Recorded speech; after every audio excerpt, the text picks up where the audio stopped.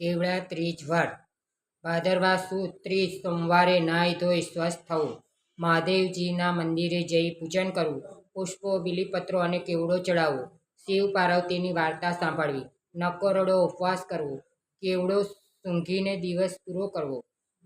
કૈલાસપુરીમાં શિવ પાર્વતી બેઠા હતા. આનંદ કરતા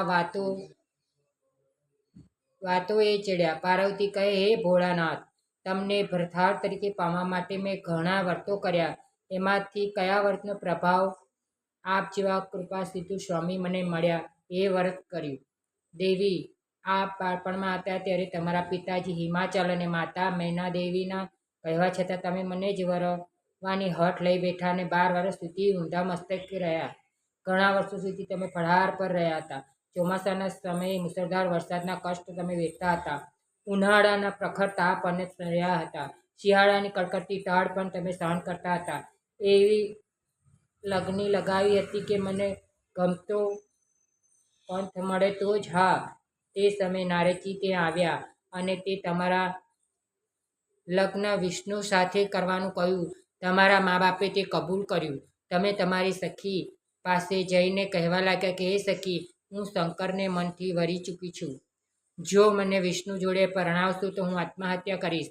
ઘણા વિચારના અંતે તમે છાનામાના જંગલમાં નાસી ગયા. એક ગુફામાં શિવલિંગ બનાવી તમે મારું પૂજન કર્યું. અન્નજળનો ત્યાગ કરી આકરું તપ પાદ્ર્યું. વન પુષ્પો બીલીપત્રો અને કેવડો ચડાવ્યો. એ દિવસે ભાદરવા સુદ ત્રીજનો હતો અને હસ્ત નક્ષત્રનો સમય હતો. આકરા તપને કારણે હું પ્રસન્ન થયો ને તમને માગવાનું કહ્યું. તમે મને પતિ તરીકે માગ્યો અને મેં સ્વીકાર્યું. થાક અને જાગરણથી તમે ઘણા જ દુર્બળ બન્યા હતા. તેથી તમે એક વૃક્ષના શીતળ છાંયડે સૂઈ ગયા. તે સમયે તમારા પિતા તમને શોધતા ત્યાં આવી ચડ્યા. તમને જગાડતા અને પૂછ્યું, બેટી, આ અઘોરવનમાં આવવાનું કારણ શું? ત્યારે તમે કહ્યું, પિતાજી, શંકર સ્વામી મેળવવા હું જંગલમાં આવી હતી. હું શંકરને વરી ચૂકી છું. પિતા હિમાલય તમારી વાત સાંભળી રાજી થયા અને તમારું લગ્ન મારી સાથે કર્યું. તમારું વ્રત પડ્યું. એ વ્રતના પ્રભાવે આપણે પતિ પત્ની બન્યા. પણ દેવી, તમે સ્નેહમાં એટલા બધા ડૂબ્યા હતા કે બીલીપત્ર સાથે મને કેવડો ચડાવ્યો. કેવડો મને ચડતો નથી, છતાં તમારા સ્નેહના કારણે મેં સ્વીકાર્યું હતું. આમ આ વ્રત કેવડા ત્રીજ કહેવાય છે. કેટલાક તેને હરિતાલિકા વ્રત પણ કહે છે, કેમ કે હરણ થયેલા તમે આ વ્રતને પ્રભાવે મને પામ્યા ને તમારા સ્નેહથી હરાયેલો હું, જેથી કેવડો મને પ્રિય લાગ્યો. આજે પણ મને જે કેવડો ચડાવે અને કેવડા સહિત મારું પૂજન કરે તે મને વહાલું લાગે છે.